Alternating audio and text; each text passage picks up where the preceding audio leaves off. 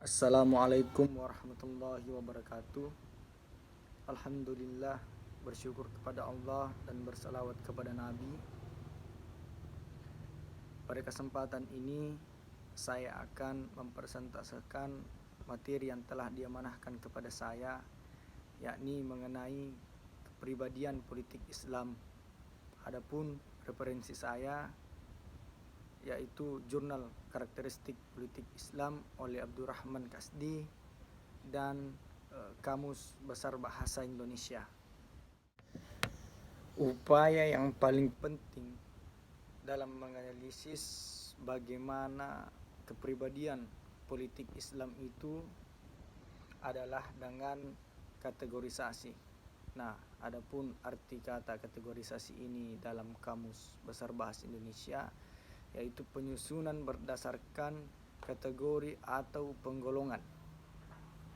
Nah, dengan upaya kategorisasi ini akan dikemukakan tipe-tipe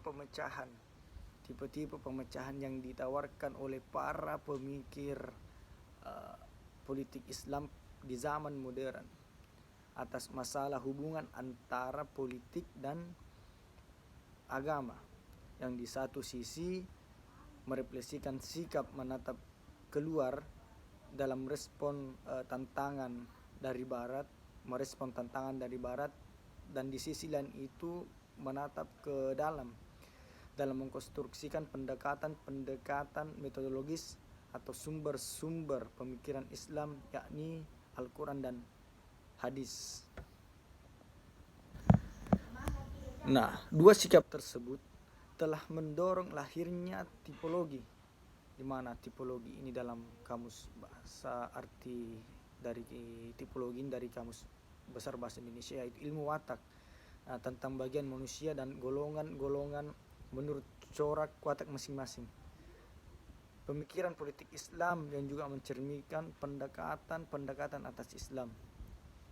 Kemudian secara kategorial ada 3 paradigma dalam pemikiran politik Islam tersebut. Yang pertama itu adalah paradigma integralistik. Paradigma ini konsepnya yaitu agama dan negara itu tidak dapat dipisahkan. Nah, pengikut paradigma ini meyakini bahwa Islam merupakan agama yang menyeluruh, mencakup semua aspek kehidupan. Maka dari itu pengikut paradigma ini melakukan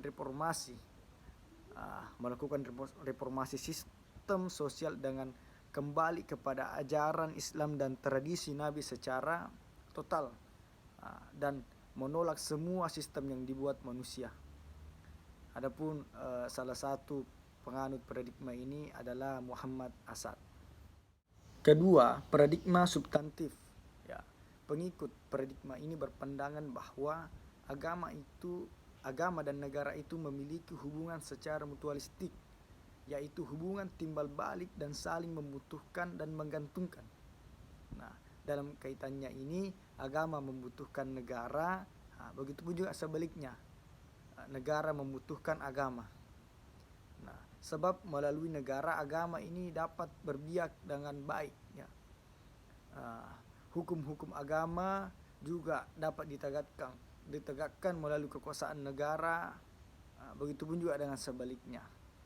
Adapun